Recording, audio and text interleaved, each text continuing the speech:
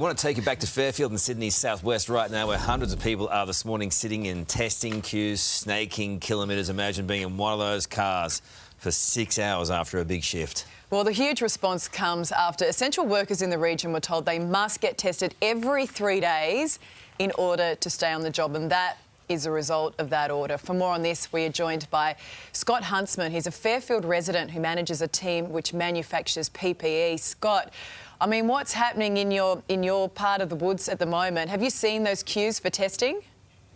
Good morning. I was actually stuck in one of those queues last night. I ended up just turning around and thinking that I would go today, but those queues are just getting longer and longer. 5 hours is a very long time, and it's going to have an impact on everybody. Very long time. I mean, how's everyone feel? Everyone's doing the right thing in Fairfield this morning and last night. I saw those queues last night as well in the dark. How do you feel about the support you're being offered this morning?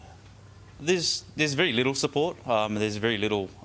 There's no mobile testing. There's no rapid testing or anything available to employers like myself that try to do everything. We ask our staff not to use public transport, as that's a high risk.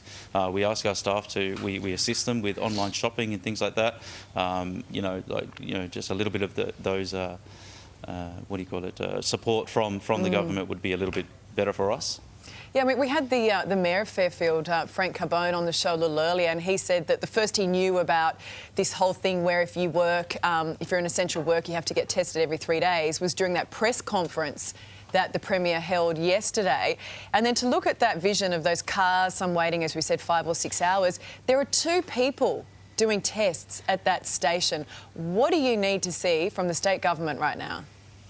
Well, we need to see, obviously, more rapid testing available to employers like myself. I mean, we manufacture face masks here, and we try to do everything absolutely right.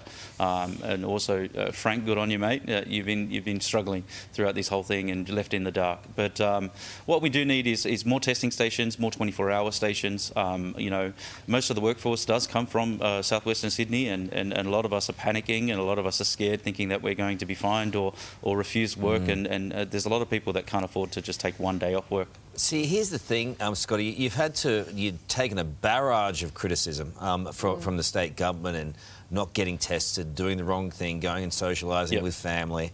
And then when it comes time to do the right thing, you're doing the right thing, and the state government has let you down again. I mean, you can't say one thing, and not support the people who you're paying out on. It's just horrible.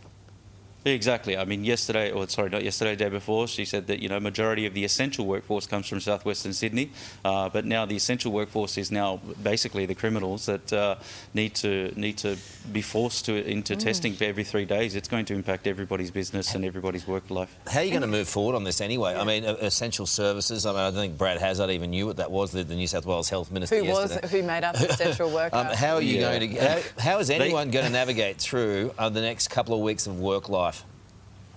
I mean, look, we're trying very desperately to get as much information as we can. I mean, the carpooling rule, I rang New South Wales Health, the police assistance line, all that type of stuff to try and get some clarity around it.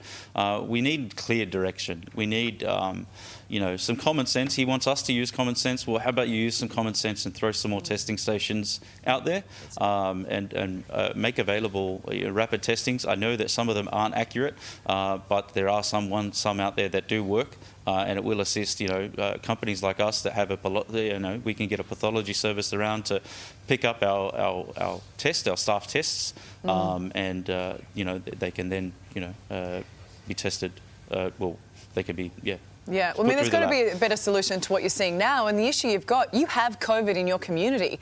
You have a large number of people with COVID. So a lot of those people in that line might have symptoms who want to get tested.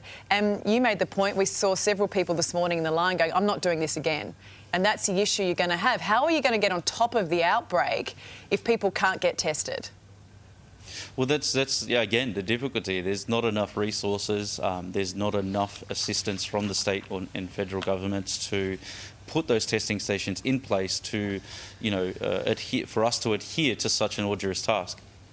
So we have there's an apartment building in Bondi, Bondi Junction, where there's a COVID outbreak. We know there's medium to high density housing in the south and southwest as well. You have your own staff members who must be nervous. Tell us how people in general are feeling right now in Fairfield this morning. Everybody's a little frustrated and scared. Like I said, a lot of people in southwestern Sydney can't afford to take one day off work. So, you know, it's a do or die sort of thing for them. And if they have to wait 5 or 6 hours and go to work and operate machinery or drive trucks around Sydney, and, you know, if they're very, very tired because they've been in a line for 5 or 6 hours, I mean, who's going to take responsibility for that? I agree, mate. It's perfectly articulated. It's do or die for these people that have to work. And the government, if the government is going to bang on and criticise these people for not doing the right thing, then the government's got to do the right thing. Otherwise, you all have every right to bang on about how the job they're not doing. Thanks for being with us. Definitely. And good luck out there. We'll talk to you in the next couple of days. Hopefully they sort it today. Thanks, Scott.